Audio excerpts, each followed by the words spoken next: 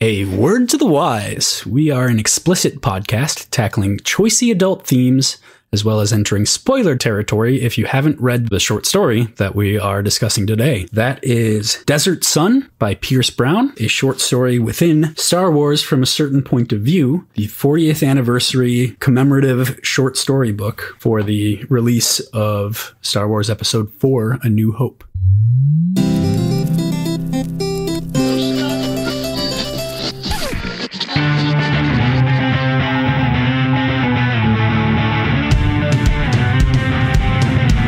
Hey there, this is Cross. And I'm PJ.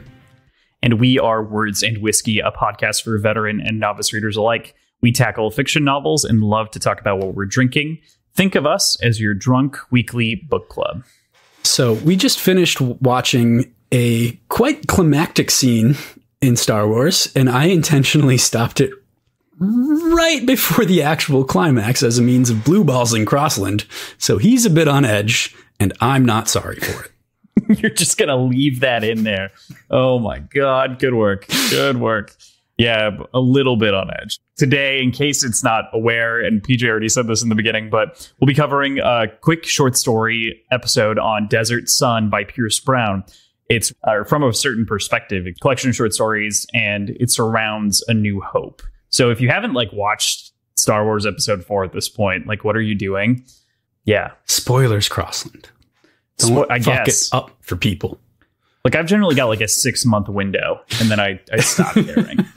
Unless someone very specifically is so 43 years isn't covered in that? Yeah, no. At this point, it's definitely been way too long, and I no longer care. 44 years? Almost 44 years. We still put a spoiler warning on the front of the episode, I guess, so. Yeah, that's true. Yeah, so something that we'll talk about before we actually jump into what we're drinking, I kind of want to just mention this is the only other thing that Pierce Brown's written, so it's very exciting. If you haven't read it, it's worth a read. It's like a $5 Kindle ebook. You can check it out at a number of different libraries for free online as well, or get a physical copy. I understand Disney is an evil overlord, so feel free to do as you wish. Yes. So before we talk about the short story, though, let's talk about what we're drinking. Yeah. So I have another selection from my cocktail book that I've been using lately. This is called The Godfather, and it is 2 parts Scotch and 1 part Amaretto, and that's it. Wow. It's really fucking good, though. The Godfather. Mm-hmm.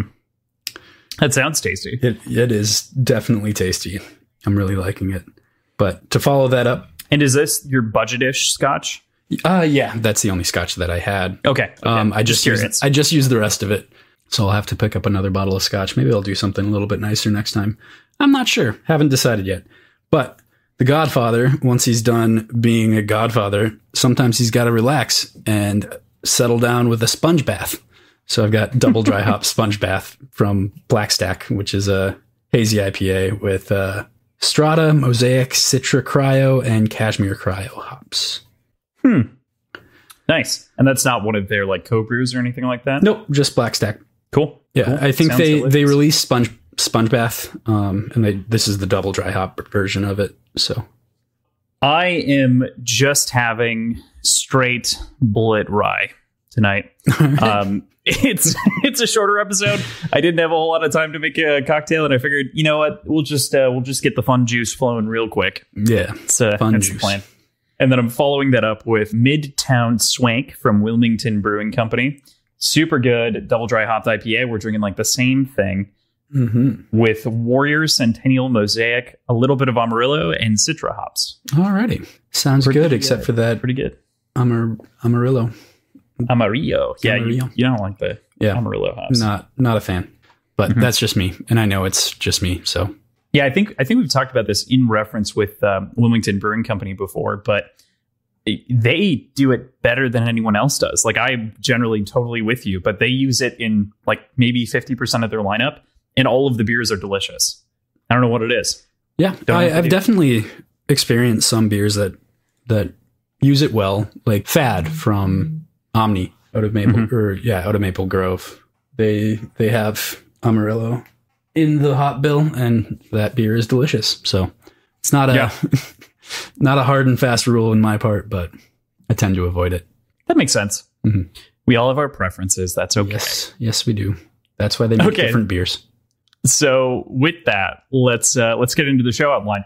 So the short story is very short. It is very short.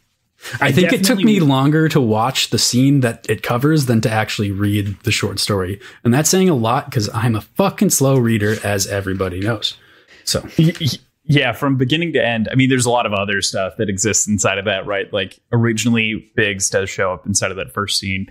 But I think that this is super interesting for a couple of reasons. One, the entire premise of from what the fuck is it? My brain from a certain point of view. From a certain point of view. I have perspective in the script like twice. From a certain point of view, it's very interesting for two reasons. One, it's the only other currently published writing from Pierce Brown outside of the Red Rising series, which is super interesting. And two, it is from a character that we don't see emphasized at all in any of the Star Wars continuity, which is a part of, this entire collection. And the point of from a certain point of view is to show different characters' perspectives going into certain scenes that we know are viewed through Leia, Luke, Han, etc. Yeah. So is this book in chronological order by the movie? Yes. Okay. Yeah. So it rolls through that makes the movie sense chronologically. Yep. So that's why this takes place so close to the end. Yes. Yeah, that makes sense. Yeah, it kind of gives you, that weird, like, on the edge of your seat feeling, Mm-hmm. So with that, I think it's fair to go through a base rundown of kind of the plot. So if you were to summarize this, how would you do it, PJ? This is the story of the excitement of our hero Biggs in seeing his childhood friend join the Rebel Red Fleet that they are teammates on, I guess. And then he dies. Yeah, I was going to say, you were painting that so positively for how the story goes. Like, it's a blisteringly quick story. Like you said, I think it's like, 17 pages or something 10. like that. Yeah, 10 total. Okay. 10 pages, which is easily the shortest short story that we've covered on the show. So I think it's interesting to kind of compare and think about the way that the movie shows it versus the way that the story does, and talk about some of the choices that Pierce obviously made for the stories. But before we go into that, what'd you think? I could tell that it was written by Pierce Brown. Yeah? Just the way the descriptions of how things are moving and how, especially the space stuff, the dialogue over the comms and the movement of the ships, just something about it was in his voice, and I could tell. And I don't know the best way to describe it, but I think if I hadn't known this was Pierce Brown, I would have said something along the lines of, this sounds a lot like the Red Rising series.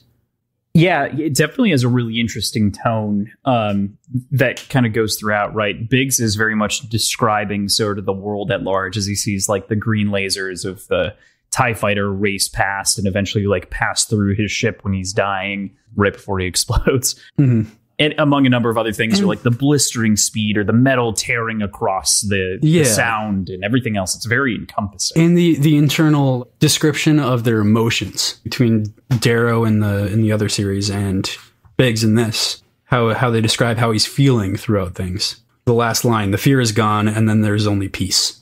Yeah, that's very Red Rising. That kind of sounds like a line that like Darrow would say when he died, no? How many? Which one? Which time? The fear is gone, and then there's only peace. No, I'm saying like, I don't know. Oh, maybe when he dies. Yeah. No, I totally agree with you. I love, especially that last paragraph is actually something that I highlighted going into that with that final line, is so Pierce Brown. And I think what's super interesting to ask as a question here is, so now that you've seen Pierce Brown's style outside of the Red Rising saga, do you still enjoy Pierce Brown's writing? Like, does it transcend the saga, or is it just because you're attached to the characters? Yes, but it felt like a strange crossover episode. Okay. Like more on that. The characters from the Star Wars universe are suddenly in the Red Rising universe, and it just seemed off. I don't know the best way to describe it. It seemed like I was watching Archer, and suddenly he's in the Bob's Burgers area. He's like, what the fuck's going on here? Like, there are definitely similarities, and there are definitely like reasons why things work in here, because they're both sci-fi and they're both dealing with space battles, and like the content itself is very similar. But I couldn't get my mind past that a little bit. And maybe it's because I went into it looking for those similarities just subconsciously, or if it was actually a little bit pervasive, but I still thought it was good. I mean, we've been reading stuff in this guy's head now for like 18 weeks. So, you know, it makes sense to me that you still have it on the brain and you're kind of picking it apart that way. Right. Yeah, no, I really like the story, and I think I'd hit pretty much the same points that you do. I think that it does a great job of reflecting on a very minor character who gets a line at the very beginning of the book or two that's mentioned, or not book, excuse me, at the movie, where Luke kind of talks about being, you know, interested in going the same route that Biggs did to become a pilot.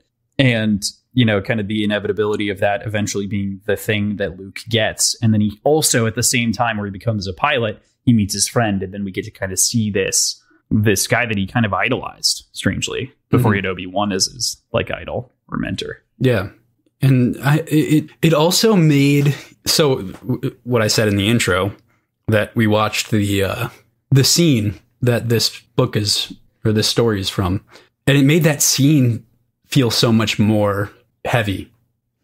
Like I had never paid attention to Biggs ever in the actual, like anytime I saw that movie, but now I had this strange emotional connection to him that I didn't think would happen that quickly in a little 10-page jaunt. And this superficial background information that Biggs kind of fleshes out a little bit more in the short story, it makes that whole scene feel so much more real. Yeah, I mean, there's no question, and I think that that's kind of the boon that is this short story collection, is that it adds all of those perspective and layers onto the movie, right? And so you get something that I also hadn't thought about until we literally watched this right beforehand, is how good of a job the movie does highlighting, and how the story does highlighting how good of a pilot Anakin Vader has become. And how like that was obviously built up in the prequels, and they showed that. It just like brought me back into the Star Wars universe in an interesting and unique way, because it started to like open my mind up. And I've been, for the record of everyone listening here, I was a longtime Legends reader. I read the entirety of the Yusong Vong and Betrayal of the Force saga and everything else inside of that space. Thrawn, of course. And so for me, you know, it was super interesting to actually see something that was going back and retreading the movies that wasn't just a novelization of the movies. And I think it added so much more light than a lot of the other stories do. Like you were saying. Yeah, it was cool to see. And I'm excited to read the rest of this collection for this reason, how much extra information could be sort of tossed around without actually adding anything that's not canon to the story, or nothing consequential, at least. Yeah, right. They're not really adding anything. It's just literally, I mean, I keep going back to it, but it's just perspective that they've layered into the story. And that's great. I really think that like Biggs has done very well. He is kind of, I think what's so interesting is that they didn't betray the character, and all of the lines that are in the movie are in the book as well. That too. And you kind of get the surrounding picture of what's going through Biggs's head. And watching it again, you can actually see that perspective kind of lingering, and getting that description is just so cool. It's like, you wouldn't think that it's that cool. It's also really cool to see the sort of tactile, or not tactile, strategic movements of the X-Wings laid out in this book, which clearly he had to go second by second in the movie to actually tell what was going on, because it is so fast and so difficult to really see who's going where and who's saying what and what's actually happening. He made it seem like a very well put together strategy and formation, whereas had I not had that sort of insight from the story, it just looks like they're kind of going at it willy-nilly and hoping one person gets through. Yeah, that's totally true. I mean, I think the big thing is how the story ends, right? Where after So at first, Biggs kind of like abandons on accident and like peels off to go cover for someone else inside of a different squadron. That gets Luke into kind of his chase. And then, Wedge gets shot in the back, or in the back engine, and then like he has to escape. And then Biggs ultimately goes up front to take some of the front cannon fire, redirects his shields as it's described, and then he gets blown out from behind. The other thing that I thought was really interesting on the watch, after hearing the kind of shield thing, is for the first time ever, I also heard the Y-Wings say move shields to front, or like move power to front deflectors, as opposed to remove it from rear deflectors so that they could block the incoming shots when they were making their run. Yeah, it's really subtle, really small little lines that, unless you're really analyzing it, I think kind of gets muddled in that scene. Yeah. It's tough to say, do we give the brilliance of this to George Lucas and team, or do we give it to Pierce Brown for piecing it all together for us? I think the credit has to be shared a little bit, because clearly, unless this was entirely him trying to piece together stuff that wasn't meant to be pieced together, and he just made it work. I think if there was an intended scene that played out like this from George Lucas, it was, I mean, I think it could have been done better, but they were working with 1970s technology for filmmaking. Yeah. So it's hard to do anything better than that. I also kind of want to append to some degree that we aren't actually Star Wars experts, and that we would prefer not to be eviscerated on the internet. I don't care. Bring it on. Opinion. That's fair. That's fair. So, yeah, George Lucas and his vast team of writers and editors that put together this film deserve some credit for the story that they produced. But Pierce Brown putting it on paper in a way that made the scene make more sense, I think, is no small feat, and probably took a lot of watching that scene. Yeah. I cannot disagree with you at all. I have to imagine between all people involved. So trying to reconstruct this scene, I just imagine him cutting it, like creating his own internal fan supercut of all of the stuff that Biggs is in, and then just watching it for 3 hours, like either drunk or stoned, and trying to piece it all together. And, he's only ending up writing 10 pages, but he's like just sitting there watching it on loop. And it's maybe collectively all the scenes that he's in like 15 minutes, because there's a lot of like Vader overlapping stuff in there. So if you just cut it down. Do you think Pierce Brown ever watches A New Hope again? Ooh, yeah, I think so. Yeah? He's mentioned being a huge Star Wars fan, of course, because that's, it's clear inside of Red Rising. Yeah. He's a huge fan. I don't know. Dedicating what I assume is probably even more than 3 hours to something like this. I feel like I'd be a little bit fatigued on the entire movie. That's super interesting. So I have a similar question that lingers with anyone who adapts anything for either like novelization or otherwise. The first example, for some reason, that pops into my head is Jeff Vandermeer, who wrote Annihilation and a number of other books. Also wrote a Predator book at one point, the sci-fi movie. Okay. And I have to imagine that he wants to go nowhere near that series after writing a whole book about it. Like getting paid to do a third party thing just seems like such a different beast. It does. I mean, it's essentially fan fiction. Kind of. Yeah. I mean, like it ends up being canon, but yeah. Yeah. But that's the only difference. Is you're getting paid to do it? Is that you're getting paid to do it, and it becomes canon. Yeah. Otherwise, I mean, the same sort of work goes into it. Yeah. I'm guessing. That's definitely true. I also am not a fan fiction expert, and I know those people will eviscerate us.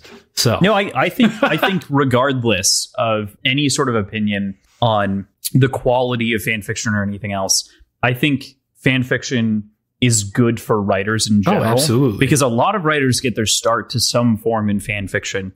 And so I think a lot of people do a disrespect of down talking it in general. And I think that this is also a really great entry point for a lot of people, because it's easier to write something that you kind of have an understanding of, or that you're fascinated in. It gets you excited, and then you can finish something. Yeah. Because it is your dream, your imagination. I mean, think about how you do some writing on your own. Yep. I'm guessing there's a lot of sort of backstory that doesn't get into the book itself. Correct. A lot of world building, a lot of character building. having that done for you and you get to just kind of hone your skills on actually writing seems to be a great exercise. Yeah, I would totally agree. I think that fan fiction is nothing but a boon for aspiring writers. I think especially in the space of something like Star Wars, where you've got such clear, defined voices, right? Like Luke, like Leia, like Han. And then you can also step into a weird character like Biggs, who doesn't have a whole lot there, and flesh them out entirely and give this interesting perspective. And, you know, like I'm leaning in more into, I think I'm agreeing with you in the end that it is really just fan fiction, even if you're being paid to write it until they decide to publish it. So yeah, I think I'm with you on that. I didn't try to say it in any sort of disparaging way. I wasn't trying no. Like down on fan fiction or anything, but I had never taken that into consideration of somebody writing a third party story without having created the world themselves. Seems like a different sort of practice. Yeah. Yeah, I would say that it's actually probably harder to be the one who's getting paid doing it than the person who is fan fiction, just strictly from the perspective of, pressure from fans, of course. Well, yeah. And then also from the publisher being like, no, this is shit. Like, do it again. Yeah. You're not giving us the Luke that we want or something like that. You know, I'm not actually speaking to anything that Disney has done or this is not the droid I'm looking for. Yes, precisely. Precisely. You are a cog. No additional commentary on the side of what Disney has done in terms of pay and other things like that. There are many other podcasts and booktubers and otherwise that cover it. If you want more information, actually, I might link a little thing on some of the Disney needs to pay things because they should. And I kind of feel a little bit of guilt for covering a Disney thing, but it's not the worst thing. So they basically have. It's because of Pierce Brown. It's maybe it is. And also, it's worth mentioning Chuck Wendig, which I think I mentioned it at the end of the last episode. Yep. But he's also featured in this collection. You know, in that other book that I told you about last night called The Warehouse, Rob Hart wrote a short story that's in the sequel to this, which is the Empire Strikes Back version. Okay. Because they've released one of those now. But he's got a short story there, too, which is interesting. It is. Yeah. So a couple more things to talk about, and we can kind of generally ramble on. This is such an interesting one because there actually is so little physically to talk about outside of the beautiful prose, and it's beautiful prose. So I'm taking a drink because I've said that so many times. But there are great quotes, and it wouldn't be a Pierce Brown read without just a series of incredible quotes. And in all honesty, these 10 pages, everything is written in perfect Brownian prose. Brownian? Like, I don't know. Like, what's the proper annotation for giving Pierce Brown way more literary credit than other writers? Not Brownian. Brownian? What would it be? Maybe Pierce Brownian. Well, but you gotta like summarize it down. Like, what's like Aristotle? Aristotelian? What? Or let's change gears here. What the fuck are you talking about? No, like when you give like a whole school of thought, like Einsteinian. Yes, yeah, similar, without a doubt. Like that's in the range, but there are a bunch of authors that kind of get grouped in. I don't know if Pierce Brown is famous enough. No, I know, but I'm giving him way more credit. To take that's the point. The name Brown as his own. That's true. There is Robert Browning, and I would give it to Robert Browning first, but I have one particular bias, but that's it. Yeah. Okay. Anyway, we'll move on from that right. Random tirade. So I do want to talk about a couple of the quotes though that I liked. You mentioned one of them earlier, but I liked kind of the first meeting between Luke and Biggs as well, where they're finally being reintroduced. I saw his farm boy face, the same that used to smirk at me before a run on Beggar's Canyon, or when he'd waste a womp rat at full pitch. Yeah. And great example of like world building in a full fucking sentence. Like in a full sentence, so much there, but also without adding anything. Mm-hmm. Because in that same scene, from Luke's point of view, he talks to Wedge, I think, and says, "That's not impossible. I used to bullseye womp rats. Womp rats. Yep. In Beggar's Canyon. Yep. Yeah, he is. I think it's Wedge. I think it's Wedge. The pilot that's right next to him. Yeah. So there's that.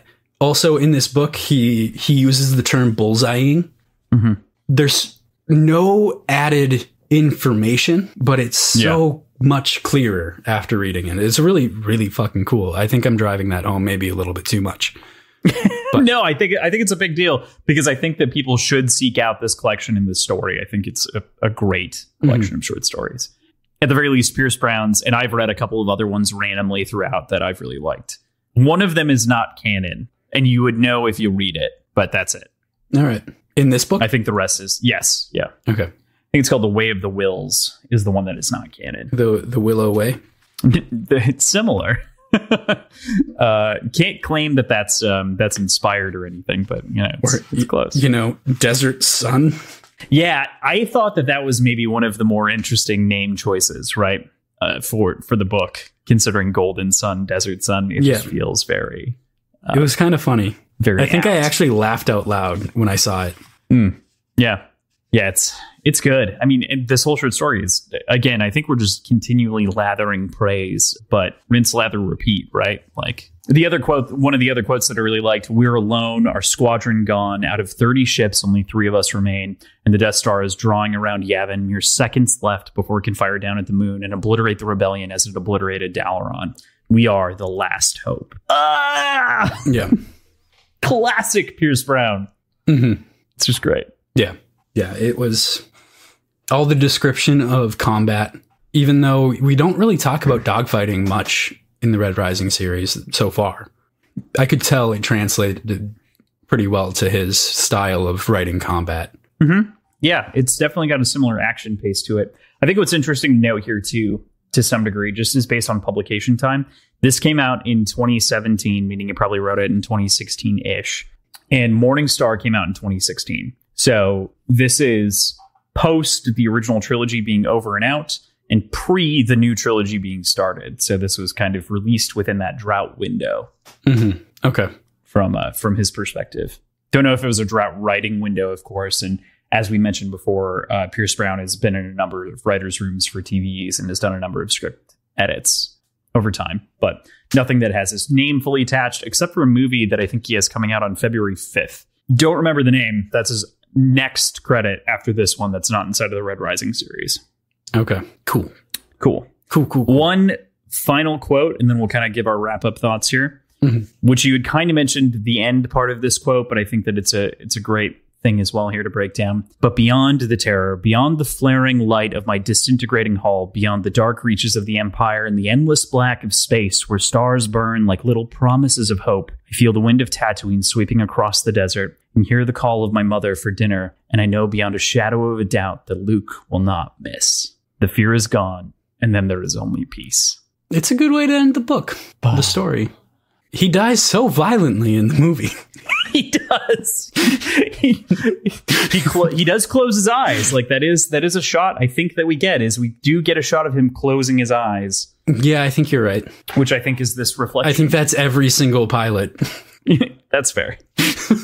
Just like, I can't do anything. I don't want to see it. Mm-hmm. Yeah, super unfortunate, but a great story. As short as it is, it's worth, I think, in my head, the $5 on Kindle and wherever else that you can find it. I think it's, it might be a little much for $10 if you're only reading the one short story, but you should read the whole thing. Yeah, what I'm really excited to do is read through this entire book and then watch the movie again, because this experience, just one story and one scene, was so fucking cool. And before we go into talking about next week, if that is an interest to you, send us an email. We would love to hear if you guys think that that's an interesting thing. If you enjoyed this episode, what have you. We could cover more of this as kind of an in-between episode thing, as opposed to maybe our next short story episode. Could be an interesting little project. And that's it. Check out the other episode that we published today as well, covering the introduction to Morningstar. It's pretty short. These are meant to be accompanying episodes paired up with this one. What's really funny is that I'm treating this like it's the last episode, and we're going to treat the other one like it's the first episode, but really we started here and we're going there. So it's even funnier as a time loop. Think of us as your weekly Mobius strip. Mm-hmm. Come on, that was a better joke than you're giving me credit for. No, it wasn't. Please, as always, refer us to your friends and family and anybody that you think might enjoy us. Word of mouth is by far and away the best way to get our name out there. And we always love hearing that somebody told us about you. So, yeah. Or somebody told you about us. That's it. Either way. Either way. Either way. The other part of that, too, is for sure to interact with us on our website. And like we had mentioned, send us an email if you're interested in us breaking down any more of the short stories here. Break down that email address for us, Crossland. Write down. Yes, that email address is wordsandwhiskeyshow@gmail.com. wordsandwhiskeyshow@gmail.com. You can also find it if you go to our website, wordsandwhiskey.show. Either way, our Twitter handles are also, Twitter and Instagram handles are both attached as well in the show notes. We are at Words and Whiskey Pod, or Words Whiskey Pod. Words Whiskey Pod. Words Whiskey Pod. Words Whiskey Pod. We are always really happy to see any kind of comments or anything like that there, and have been doing, I think, a better job of interacting on all forms of social media. So send us messages. We love it. And as always, I hope you have a great day. And I love you. I love you too.